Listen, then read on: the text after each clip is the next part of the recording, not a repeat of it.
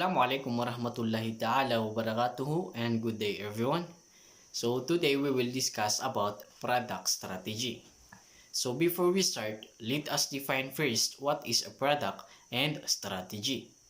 So a product is anything that can be offered to a market to satisfy a need or want, including physical good, it could be a services, it could be an experiences that is enjoyable, it could be an events, and also you can sell knowledge, properties, informations, and ideas. And a strategy is a plan of action designed to achieve a long-term or overall aim.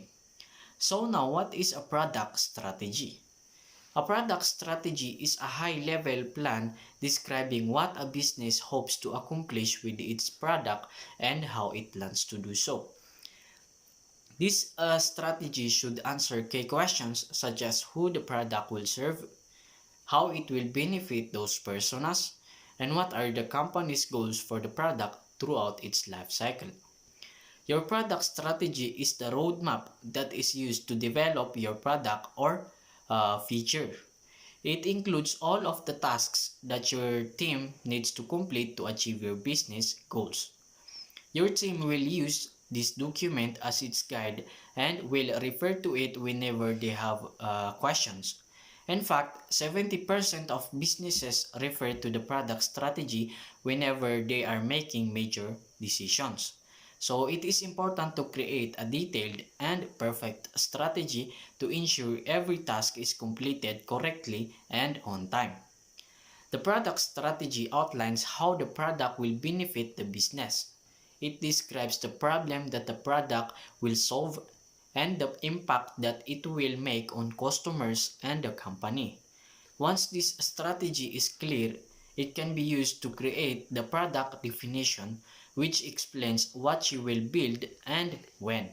The product strategy then acts as a baseline that you will measure success to before, during, and after production. So the next part will be discussed by Aina.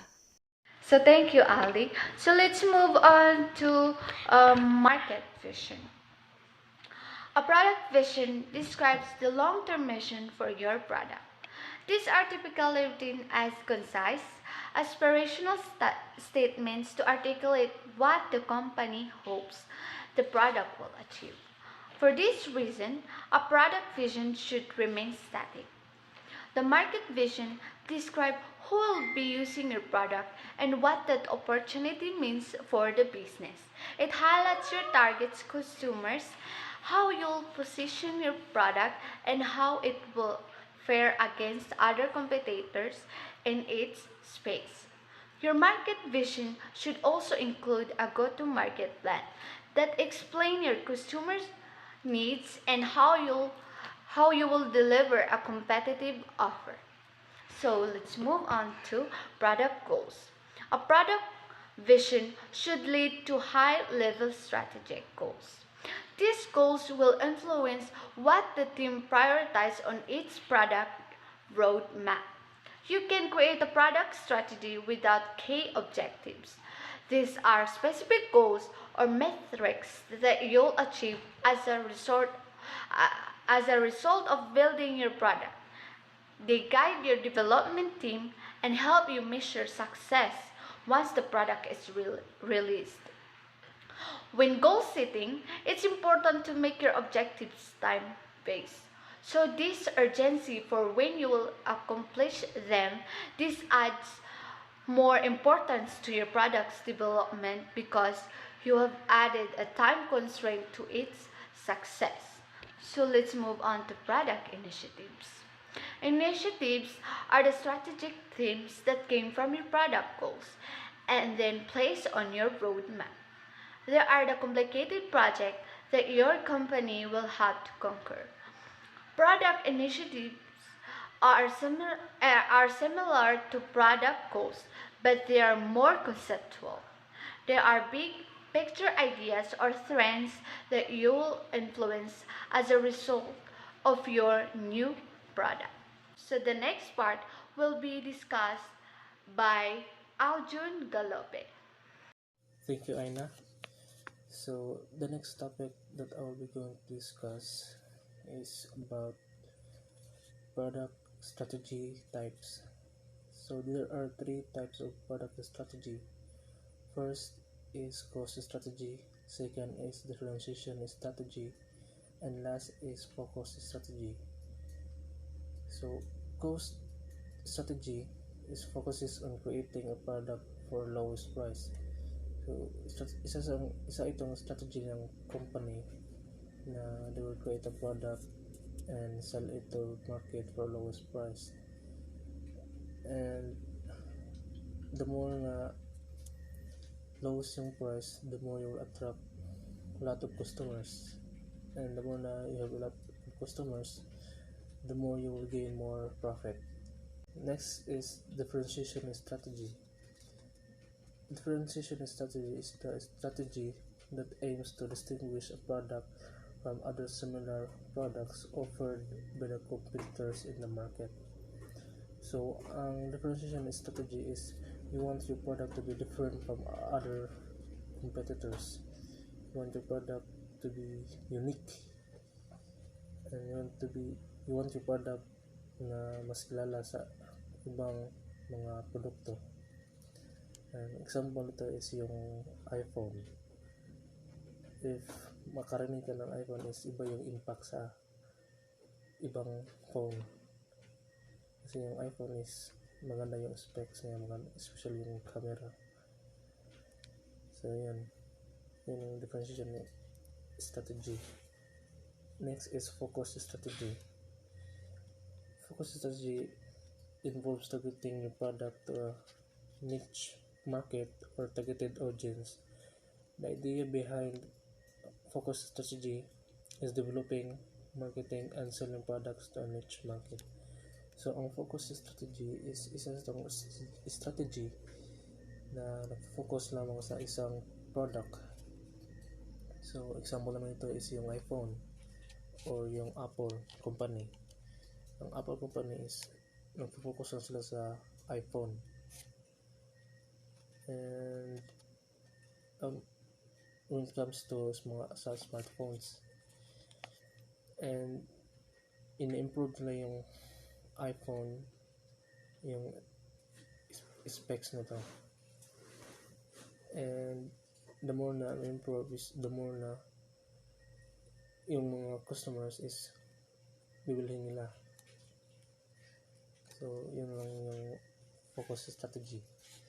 And the next part will be discussed by Aliyah. So why product strategy is important? A product strategy serves three main valuable business purposes. Number one, it provides clarity for your company. Your team will be in a better position to deliver their best work when you draft and communicate a clear and well thought out product strategy to your organization. The second one, it helps you prioritize your product roadmap. After you've earned stakeholder agreement for your proposal, it will be time to translate that strategy into a high-level action plan. This means building an effective product roadmap. Unfortunately, many product teams skip the part of strategy drafting and jump right into listing themes and epics on their roadmap. Without a product strategy to guide your decision, your team is more likely to prioritize the wrong items and find itself misusing its limited time and resources. But when you start with a product strategy, you have clearer picture of what you hope to accomplish with your product, which can translate into more strategically sound product roadmap. So the last one is it improves your team tactical decisions. No organization delivers a product to the market following their exact plan drafted in an initial roadmap.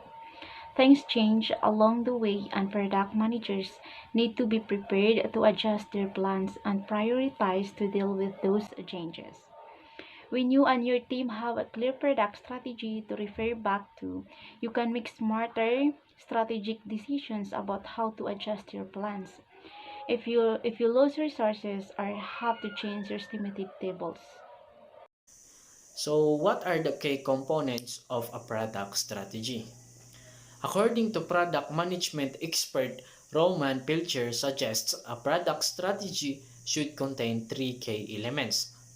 Number one, the market for the product and the specific needs it will address.